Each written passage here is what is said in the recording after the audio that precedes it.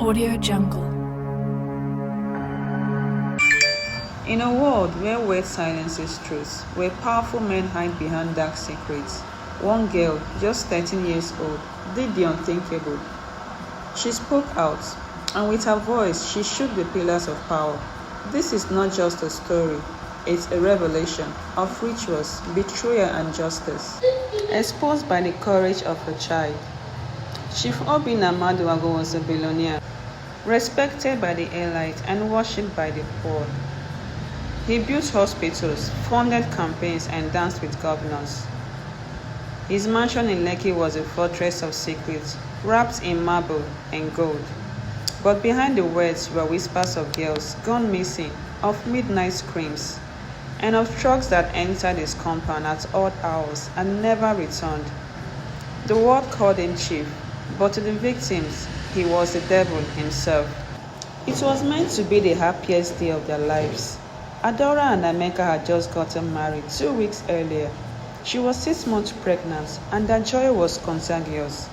One evening, Adora told Emeka she was going to buy suya down the road. She never came back. Days turned to weeks. Posters were printed. Radio stations announced her name. Emeka cried in TV interviews, holding her wedding photo. Nobody imagined her body would be found months later in a concrete soak-away pit. Lifeless, her unborn child gone with her. Over a year, 10 young girls went missing across 3 neighborhoods near Chief Obina's estate: Chinyere, Amina, Ifoma, Blessing. Their names too many to forget. Each disappearance was very similar, always at dusk, always after school or markets, always near that stretch of Lekki, where Obina's vehicles moved without interruption. Police reports gathered dust. Parents were gaslighted. Maybe they ran away, some officers claim. Others were paid to stay silent. But their parents knew. Their daughters didn't vanish. They were taken. During the annual Masquerade Festival in Lagos, Obina hosted an exclusive after-party for the rich and powerful. Entry was by invitation only. Private jets, foreign guests, governors and tycoons. Women were handpicked. Phones were banned. Unknown to him, an undercover journalist named John gained access, posing as a caterer. What John witnessed inside was not just luxury, but evil, hooded rituals, strange symbols, a girl led away in tears, and Obina himself chanting in a language not found in any Nigerian dialect. John escaped that night.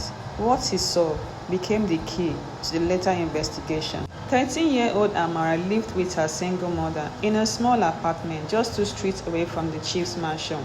Her mother sold roasted corn and granules by the roadside, while Amara spent most evenings helping her read and write, dreaming of becoming a lawyer one day.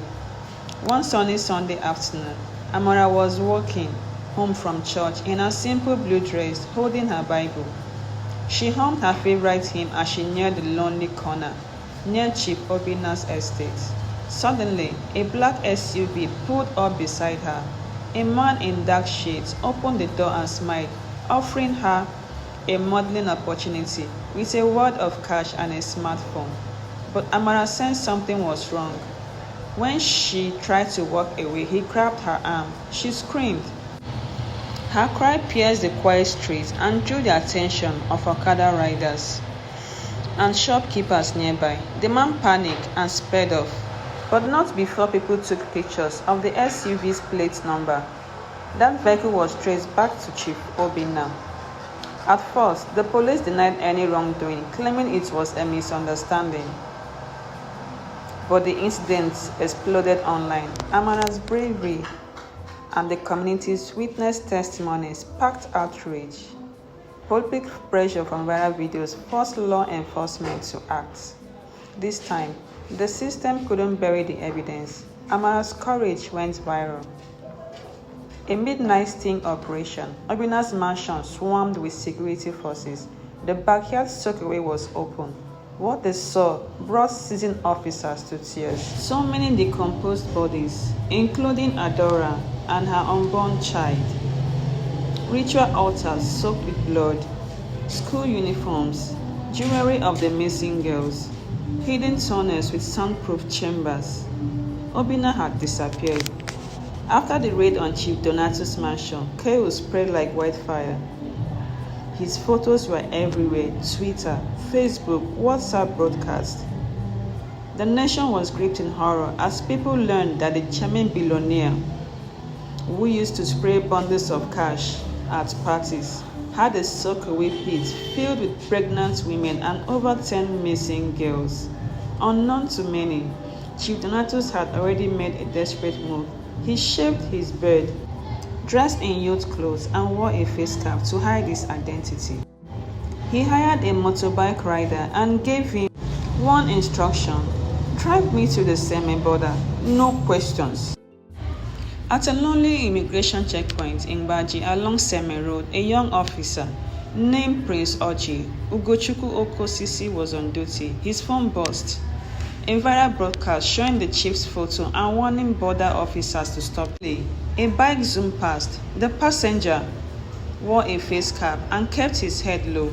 Something clicked in Officer Ugo's mind. He whispered to himself.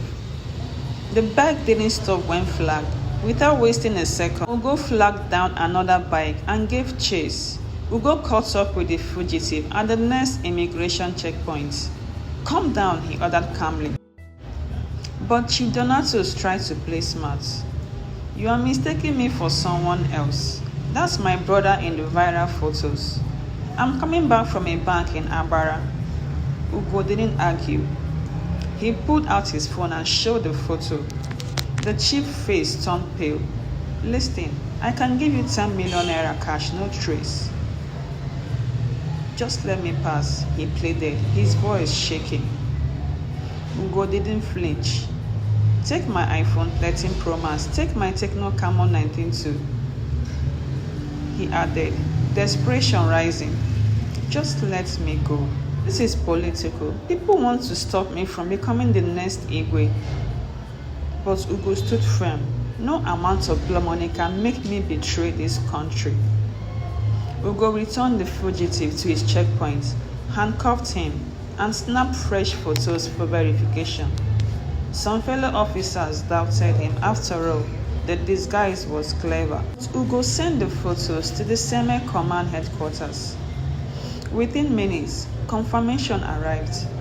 That's the man. Arrest him immediately. Ugo's action went viral. He was hailed as national hero. The one man who turned down millions of naira and luxury phones to stop a mass murderer. If this story moves